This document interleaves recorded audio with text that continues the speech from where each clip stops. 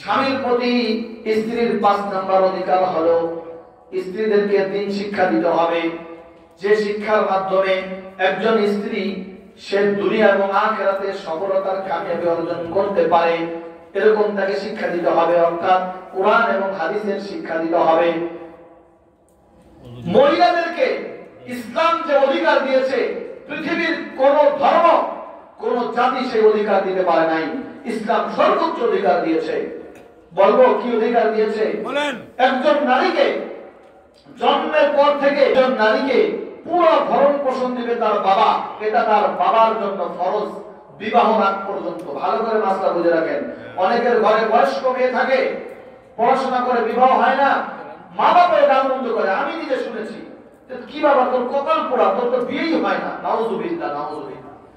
মা বাবা হয়ে যারা নিজেদের বয়স্ক মেয়েদেরকে এই সমস্ত কথা বলে তারা নিকৃষ্ট। কারণ বিয়ে কার হাতে? তাহলে আপনি কেন ইনসাল্ট করেন আপনার মেয়েকে? সে কি আপনার মেয়ে না? অথচ ছেলে পিটাইতেছে, খাওয়ান দেয় না, চুপ করে সহ্য করে নেয়। আছে কিনা? কাউরে কয় না, কইলে যদি আরো বেশি করে দেয়। কাউরে কয় না, চুপ করে। চোখে পানি আসছে, কাকা কান্দেন কেন? বলে কি এমনি চোখের সমস্যা। কিন্তু পিটি খাইছে কার? ছেলের পিতার পর। এর ঘটনা কিন্তু আছে। কিন্তু নিজের মেয়ের বিবাহ হইতেছে না, তাকে ইনসাল্ট করে। নাউজুবিল্লাহ। একজন যারা বাবা আছেন ভালো করে শুনেন, কোন মেয়ে জন্মের পর থেকে বিবাহের পূর্ব পর্যন্ত একজন পিতা সেই মেয়েকে লালন পালন করবে সুন্দরভাবে, এটা বাবার জন্য ফরজ করেছেন কে? বলেন আল্লাহ। এরপরে এই মেয়েটি যখন বিবাহ হবে, বিবাহের পর থেকে মৃত্যুর আগ পর্যন্ত, মৃত্যু পর্যন্ত এই মেয়ের ভরণ পোষণ দিবে তার স্বামী। কে দিবে? স্বামী। স্বামী। তাহলে ইসলাম মেয়েদেরকে সুন্দর ব্যবস্থা করছে কিনা? আর এখন বলে মেয়েদের নিজের পায়ে দাঁড়াইতে হবে, চাকরি করো, বেটাকে সাথে যাইয়া বিদেশ যাও। স্বামী রেখে বিদেশ গেছে কেন? হায় হায়, তাহলে বিয়ে দিয়ে লাভ হয়েছে কি? গাজীপুরে অনেক আছে, আবার খেতে যায় না, আমার আবার মাইতে দিয়ে না। গাজীপুরে অনেক মহিলা দেখেছি এরকম, স্বামী বাংলাদেশে, মহিলা বিদেশে। হায় হায়, ওর বিয়ে দরকার ছিল কি? এটা কখনোই বৈধতা নাই ইসলামে। ইসলামে মেয়েদেরকে যে সুন্দর অধিকার দিয়েছে, পুরুষ থেকেও বেশি অধিকার দিয়েছে। যেটা একটু আগেই বললাম যে জন্মের পর থেকে বিবাহ পূর্ব পর্যন্ত বাবা মেয়েকে পালবে, এটা বাবার জন্য ফরজ। বিবাহের পর থেকে মৃত্যু পর্যন্ত, কবরে যাওয়ার পর্যন্ত স্বামী পালবে, এটা স্বামীর জন্য ফরজ। কে করেছে বলেন?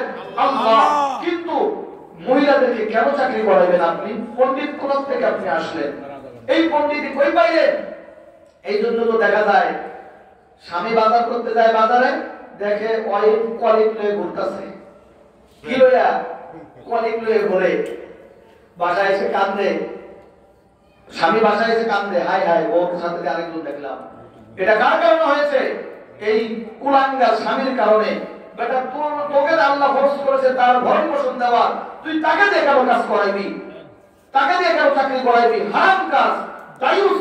জান্নাতের ঘেরানো পাবে না এরকম পুরুষেরা যারা বিবি দিয়ে, মেয়ে দিয়ে চাকরি করায়, এরা হচ্ছে দায়ুস। হাদিসের মধ্যে এসেছে, যদি সে আলেমও হয়, যদি জালেমও হয়, যদি বরং অফিসার হয়, হাজি হয়, গাজী হয়, নিজের সেই মেয়ে দিয়ে এবং নিজের মহিলাদের দিয়ে চাকরি বাকরি করায়, পুরুষের সাথে একসাথে পড়ায়, সমস্ত মানুষ দায়ুস। বিশ্বাস না হয় হাদিস পড়ে দেখেন, বড় মুফতির কাছে দেয় মাসলা নিয়ে এসে একই কথা বলবে, একই কথা বলবে। সুতরাং খুব সাবধান, স্ত্রীদের ভরণ পোষণ দিতে হবে স্বামী। এটা ইসলামের অধিকার দিয়েছে তাকে, আল্লাহ ফরজ করেছে। মহিলাদেরকে আল্লাহ পাক বলেছে তাদের সম্মান বজায় রাখার জন্য তোমরা পরিবারের মধ্যেই থাকবে, ঘরের মধ্যেই থাকবে। স্বামীরা কামলা দিয়ে তোমাদেরকে খাওয়াবে, স্বামীরা কামলা দিয়ে তোমাদেরকে পড়াবে, স্বামীরা কামলা দিয়ে এসে তোমাদেরকে কসমেটিক্স কিনে দেবে, তোমরা স্বামীদের মনোরঞ্জন করে দিবে। সুবহানাল্লাহ। এই বিধান কার? আল্লাহ। এজন্য এদেরকে দ্বীনের শিক্ষা দিতে হবে। কিসের শিক্ষা? দ্বীনের শিক্ষা, যাতে তারা বুঝে, কোরআন আয়াত পড়তে পারে, রাসূলের এই সমস্ত হাদিস পড়তে পারে। তাহলে অটোমেটিকলি আমার মা বোনেরা এই হাদিস পড়লে আর কোরআন আয়াত পড়লে তাদের দিল পরিবর্তন হয়ে যাবে। কেন আমি চাকরি করব? আমি তো আমার স্বামী আমাকে খাওয়াবে। ঠিক কি না বলেন? ঠিক। এজন্য সুন্দরভাবে বুঝেন যে মেয়েরা চাকরি বাকরি করবেন না, স্বামীর কাছ থেকে খাবেন। স্বামী আপনাদের খাওয়াতে বাধ্য। অথচ দেখেন ইসলামের নিয়মে একজন ছেলে যদি জন্মগ্রহণ করে,